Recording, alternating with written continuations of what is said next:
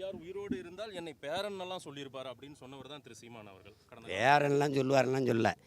அன்னைக்கு அந்த கோட்பாடு நமக்கு சரின்னு பாதி பட்டுச்சு போனோம். இன்றைக்கி ஒரு தெளிவு வருது, அந்த பாதை தப்பாக இருக்குது. புரியுதா உங்களுக்கு? அதனால் அது வழி நடந்த பாதை, இது வழி நடத்துகிற பாதை. இந்த பாதை எங்களுடைய பாதை, என் முன்னோர்கள் கண்ட பாதை. இது நானாக உருவாக்கலை. என் தாத்தன் கியா பேசுவனாதே, அண்ணல் தங்கம், மறைமலையடிகள் எல்லாரும் கொண்டு வந்த பாதையில் தான் நாங்கள் போகிறோம். ஆனால் அதிகாரத்துக்கு வரணும்னா சில விஷயங்களில் தேர்தல் நிலைப்பாடுகளோடு பயணித்து ஆக வேண்டிய கட்டாயத்தில் இருக்கும். அப்படிலாம் அதிகாரம் இல்லாமல் இதெல்லாம் எப்படி மாற்ற முடியும்? தனிநபராக இப்படி போராடிட்டு இருந்தால் எத்தனை நாளைக்கு இப்படியே கத்திக்கிட்டு இருக்கிறது? அப்படிலாம் ஒன்றும் இல்லையே. அதிகாரத்துக்கு ஏன் போகலன்னு யாரும் என்னை சட்டை பிடிச்சி அடிக்கலையே. இல்லை, ஓட்டு போடு போடாமல் போகணுன்னா நம்ம ஓட்டு போட வேண்டிய நிலைக்கு அவங்கள கொண்டு வரணும். ஓட்டு போடு போடாமல் போகணுன்னு சொல்லி தான் 36 லட்சத்துக்கு மேலே எனக்கு ஓட்டு போட்டிருக்கான்.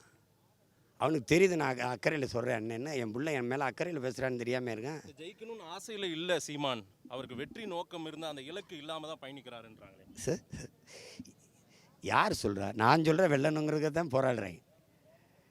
2026 படைப்போம் புதிய அரசியல் வரலாறுன்னு சொல்கிறது சும்மா தோற்று போகிறதுக்கா?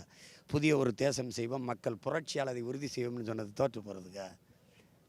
சொல்லுங்கள். எனக்கு உரிமை இருக்குது, அக்கறை இருக்குது. ஆதங்கத்தில் திட்டுறேன் எங்கள் ஆத்தால பண்ண அண்ணன் தம்பியை.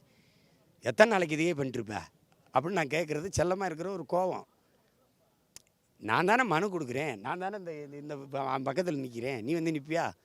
அவனை அடித்த போது எனக்கு வலித்தது, ஓடி வந்தேன். அப்படி தானே நீங்கள் பார்க்கணும். மக்களுக்கு முன்னாடி நின்று கவலையோடும் கண்ணீரோடும் மனு காகிதத்தை கொடுக்குறத வாங்குறவன் நான் தானே, அந்த மகன் தானே. அப்புறம் எனக்கு தானே அந்த வழி தெரியும்.